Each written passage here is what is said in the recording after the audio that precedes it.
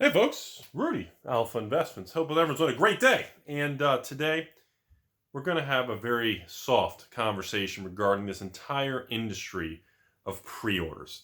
After getting just so many messages, emails, public comments, patron comments, local people asking me questions just across the board, I want to have just an honest conversation with everybody on these pre-orders and the way the market is right now.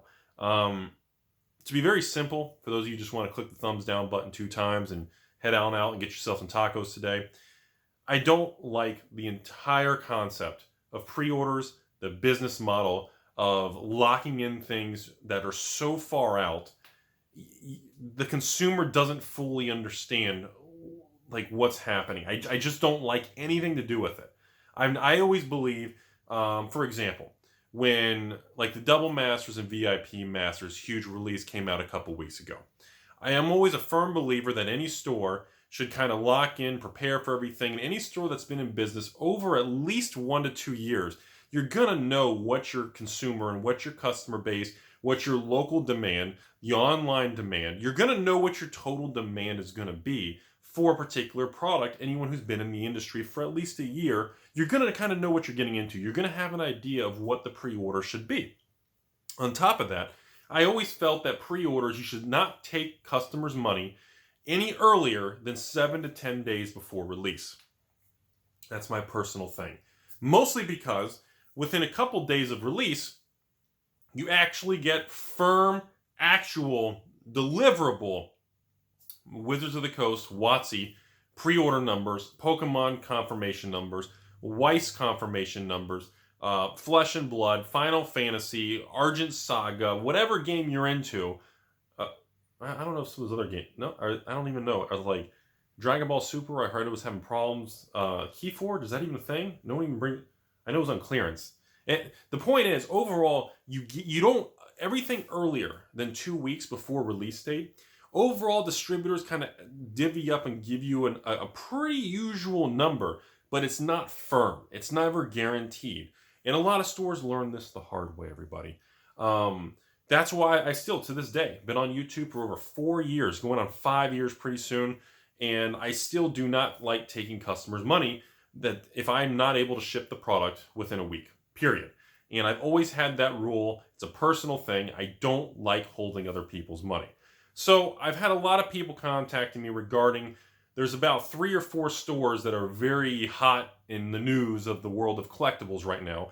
I'm not going to be bashing stores. I'm not going to give names. Simply put, I've talked to most of these stores and the owners. I've actually had conversations with them. For the most part, I don't believe these people have ill intent. I just think they've just gotten themselves in really nasty situations. And some of the situations make sense. Some of them don't. And that's up for the company and the customers and you guys to figure that out. I'm not here to blast people. That's not my thing. I'm not here to dox stores. I'm not here to attack anyone. I just want to explain what I feel is going on. So let's get into some of this thing. So first things first here. About 4 of the big stores having problems. Well, I guess they're not really huge stores, but 4 major internet stores are having a lot of problems, specifically with customers' money, not filling orders, and cash flow problems. I know 2 particular of these stores are kind of the one that people are mostly angry about because they're confused on what's happening. Because every time the store is claiming to be able to deliver the product or ship the product, nothing happens, and you're getting bait and switched and dragged along, and it's making people very angry. I don't know the full details. So for those of you looking for an answer on some of these stores and situations that are happening, I don't know. I don't own these stores. I'm not part of them. I'm not physically there. I have nothing to do with it. So I don't have an honest answer. But I get what everyone's saying. The most common message I've gotten is people saying, well, Rudy, this one store, or actually 2 particular stores, have taken literally $500,000 to $1 million worth of pre-orders and customers' money, and the stores claim they can't pay the distributor, and so the distributor can't ship the product to fill the customer orders. And the people emailing me are saying, well, Rudy, you should blast this company, but they're pretty much confused, saying, Rudy, I don't understand. If the store took everybody's money, how come they can't pay for the product that was supposed to be reserved with the company's money? And that gets into situations where I don't know if it's financial mismanagement. I don't know if somebody just took the money and took off and bought a Ferrari. Maybe someone's driving around in a red Rari, an F-me red Ferrari. Or, you know, they're living the Lambo life. I don't know. I just don't know. Maybe they're trying to get out of their parents' basement, move up in the world like me. I just don't know. But yes, it's very suspicious. It's very, obviously something happened.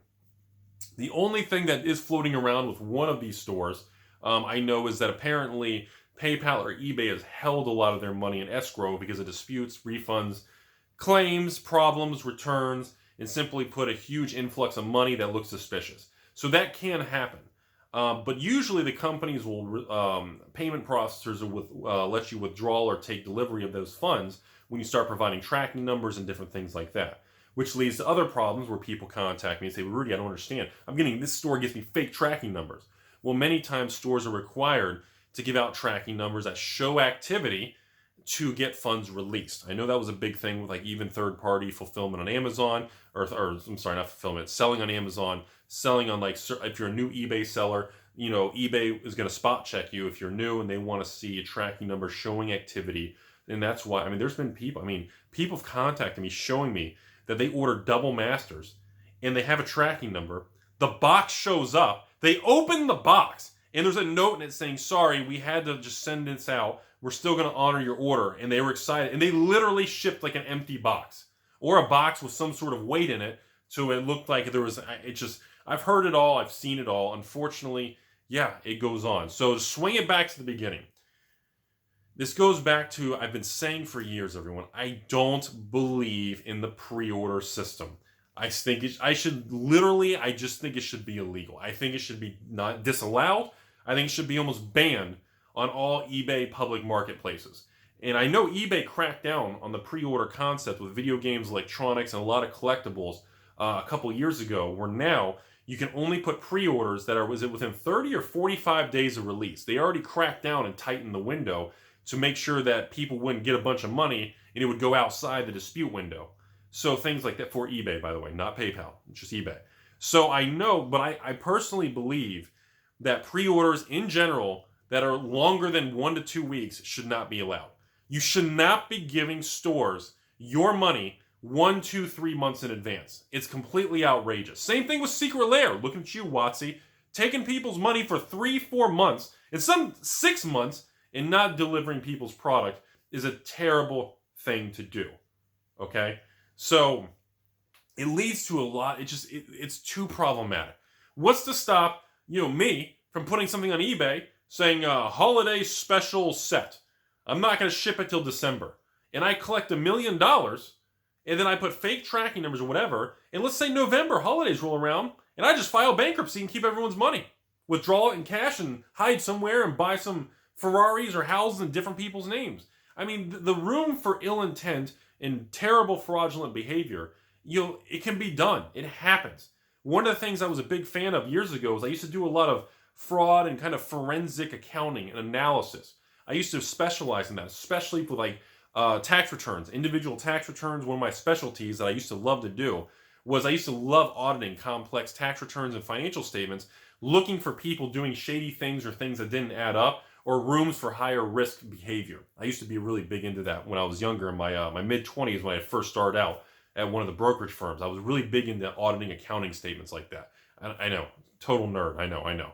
Obviously I don't do that anymore. I live the cardboard life, but so going back to this, but I think a lot of this, I hate to say it this way, but I think some of this is the consumer's fault. It's the consumer demands early price lock-in. The consumer, in Pokemon, trading cards, video games, comics, collectibles, the consumer is looking for some sort of early price lock-in if they feel the product is going to appreciate in value. The problem is, it's a false sense of security, because the seller can always get out from it if the price skyrockets. If the price drops, the buyer always wants to cancel their order. The number one thing I always hear is, oh, Rudy, I pre-order everything on Amazon, direct through Amazon. So the price drops, I just canceled my pre-orders with Amazon. Who cares? Amazon doesn't care. You see what I'm saying? That's the issue with this. That's why I don't like it. Because no matter which way the price moves, someone's unhappy. You see what I'm saying? No matter which way it goes, there's winners and losers and people that are frustrated. And I don't think that's any way to conduct a business where one of two parties is always going to be upset at the other person. And I think that's terrible. We'll keep going. I'm going to keep ranting today. We're not done, folks. And that's why I got to rant about this, everybody, because I don't like the concept of engaging in transactions where someone's always angry. It's not healthy, and it doesn't stand the test of time, and it's not good to run businesses like that. And I deal with that even all the time now. I've seen all the time. One of the biggest things I dealt with recently, or not recently, a couple months ago, and also actually, every year, is challenger decks. That is, for some reason, challenger decks are the number one most canceled, returned, I changed my mind, Rudy type product. And it happened to me in 2018, the first challenger deck with a Kaladesh and Aether, right? Yeah, the first challenger decks. I remember that was I had 7% of the patron orders changed their mind. They didn't like it. The price didn't go up. It dropped 10%. And that had the most amount of returns and problems. And that was one of the reasons I don't restock challenger decks, and I don't order as much anymore. For some reason, there's always this is a lesson, not to bash on challenger decks, but it's an interesting lesson, everybody. So, which is funny because those of you who don't know this, 2018 original challenger decks, well, they doubled and tripled in price. I didn't know if you guys knew that. So it's kind of a bittersweet kind of a karma thing where I told everyone just stay the course and just wait. It'll take care of itself. Looking at you, Commander 2019. Looking at you, Commander 2020. Looking at you, Modern Horizons. But people don't want to. Everybody wants to flip and make the quick money and that shortcut in life. And that's just our culture. So back to this whole thing with pre-orders. I don't know what causes some of these things to go nuclear. And, when these stores, everything just blows up in their face, it's a combination many times of just engaging in a practice I don't agree in. And it's a combination of taking on risk and taking some, I don't know if they're doing bridge loans. Maybe they just need a bunch of money in their account to fund other expenses. And then the day finally comes, the product releases, they can't pay all the distributor. That's happened many times over the years with many stores. No particular store, no one example, but it's happened to a lot of stores over the years. There was a store, wasn't there a store a year ago? What was that other one? There was a store, Tap 2 Blue. What was that one last year, everybody? Tap 2 Blue Games. There was something, and they nuked eBay. I remember there was it was 500 negative feedbacks for 50 to 100,000. You guys remember that? I don't, God. And then the year before that, there was another one. It happens every quarter, every semi-annual. And now in 2020, I expect it to get even worse. And that's my point, is these things will always continue as long as the regular consumer, for some reason, is willing to pay another company months in advance with no protection, no guarantee. Price goes up, they're going to hose you anyways. Price goes down, you cancel your order and hose the store. Why? Why is this type of transactional activity allowed? It's terrible. And I think it's going to continue. And unfortunately, this whole locking in and speculating that early before anyone knows is just, I just don't agree with it. Simply put, there's products that have come out in the last 4 or 5 years at release. A couple days before release, the product tanks in price. And then I end up selling it at a lower price and I don't make any money. It's a waste of time. There's other times that towards release, it spikes up 10, 20%. I end up selling it for an extra $10, $20 a box. I actually make a profit. Do you see what I'm saying? It swings. But that's part of it. And if you have a relationship with any distributor and you want to stand the test of time, you have to be on the books for all the products and you have to deal with the products that are bad. Every retail store in the world who's ever done retail knows this. There's going to be inventory that's not going to sell. There's going to be inventory that you're going to be stuck with. The only good thing is, at least sealed WotC, sealed Magic product ages well, and it doesn't go into clearance or for pennies on the dollar. Do you see what I'm saying? And that's kind of the mindset of importance of trying to understand what's going on. So yeah, many times there's stores that screw people over, and it ends badly. Then the many other times that nobody ever talks about, you're never ever going to find comments, emails, threads on Reddit, discussions. You're never going to find. Guess what you're never going to find? You're never going to find comments and posts about customers canceling their pre-order because the price went down. No one's going to make a post about that and then hosing the store or sticking the store with the product. No one's ever going to do that. And it happens every day by hundreds, if not thousands of people when a price drops $10. And see, that's how one-sided and how lopsided that news reporting and public perception is on products. And it's very dangerous. And I don't agree with it. And it's something that I've dealt with for many, many years. There's many, many products I've sold over the years, and then the price drops 10%, maybe 20%. Look at Theros. Theros dropped 20% at the low. And now it's come back a little, now it's flat. And of course, after that, people get angry at me. Then after that, or other times, the price spikes, and then everybody rushes to buy it, and I can't fulfill it, and people are angry at me because now I can't fulfill the order because the demand spikes. So in other words, you're going to be judged based on market movements that you have no control over. Reason number 726 that you should never open an LGS or really get involved with this type of stuff, because long term, it will wear on you. It's a very emotional mood swing type of business that when it's good, yeah, you can make good money. It's fun and enjoyable. When it's bad, it's a flipping bloodbath. Stores, 2017, 2018, looking at you guys. Your rivals and your Ixalons and your Amonkets, Hour of Devastating, your wallets, Iconic Masters, Masters 25, the theme set you've been waiting for. Hundreds and hundreds of stores were bankrupted because of all that stuff from Magic. Crushed everything. Record low in sales, numbers, returns, the price of everything dropped. And, now we're on the upswing. Everything shifted. Now we're in the flashy new era. So that's kind of my whole perception, all this stuff.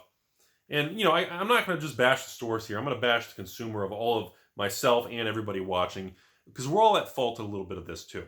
And that is, there is a cultural brain functioning obsession where we all got to find the cheapest price. Rudy, this was 77 cents less. I knew you were a scumbag. Look at that. And then, you see these swings and this and that. I can't even explain to you all the number of emails and messages I've received in the last 2 weeks from people wanting to buy double masters or VIP masters from me, even at a higher price, because they never could get their product and they're still waiting for their product. And at this point, the amount of hundreds of disputes, returns, claims from all these stores over the country that either couldn't deliver, couldn't pay for it, had problems, whatever the reason, the amount of messages I have received is the highest I've ever seen in the 4.5 years on YouTube because of problems. And some of these people, I recognize the names, they didn't want to buy from me because I was $5 more. Rudy, I'm not buying a case of VIP masters from you. You want $79.99? Shipped with all fees, hidden Rudy taxes, super handling costs, $79.99. I got to buy a full case of 16? Psh, I found a price for $78.99. Screw you and your sloppy old day-old tacos. Get what you deserve. All the time. Every day. But that's par for the course. And, I don't really expect any difference. It's 2020. There's a lot of frustration, a lot of anger, a lot of tension out there. I get it. But it's important for people to understand. It's not always about the 50 cents, the extra dollar, saving $5, even $10, $20. Because a lot of these people end up not even getting the product. And then, God help you, if you have an Ikoria collector's box situation, a VIP situation, a double masters regular box situation, where after release, doesn't matter what evil overpriced Rudy or evil overpriced Timmy's Emporium, doesn't matter what anybody sold it for because the price skyrockets. And suddenly all the prices are 20, 30, 40% higher, and you're going, oh crap. I went over here to save $20 on a huge $1,500 purchase, and crap. Now I'm back into a corner. I'm not getting the product. I'm involved with a 1 to 2 month dispute. It's very stressful. And life's too short to try to deal with that. There is value of peace of mind. And at the end of the day, most stores, which I include myself, most stores and people that sell online, that sell locally, are good people. Honestly, I've talked to hundreds of stores and owners around the country for years of being on YouTube. And yeah, every once in a while, there's bad people out there. There always will be. But you cannot generalize and say that all groups of people of A, B, or C are bad people. Even in magic, or even in culture and politics and all this crap going on. It doesn't work that way. There's always bad people across the board. But we can't group all magic store owners or all demographic of anybody. It doesn't work that way. Especially, you have to talk and learn and see what their perspective is. Maybe that store owner is a scumbag. Or maybe he just got hosed and screwed something up. Or maybe someone hosed him. And you got to find that information out. So that's really all I have to say. I think that's enough of a video. I just wanted to give my 2 cents that I'm really against the pre-order system. It needs to be overhauled. It needs to be shut down and banned for these months and months in advance of handing out money. It's just not cool. And on top of that, there's more to life than trying to get the cheapest price. There's value in guarantees and securities and understanding.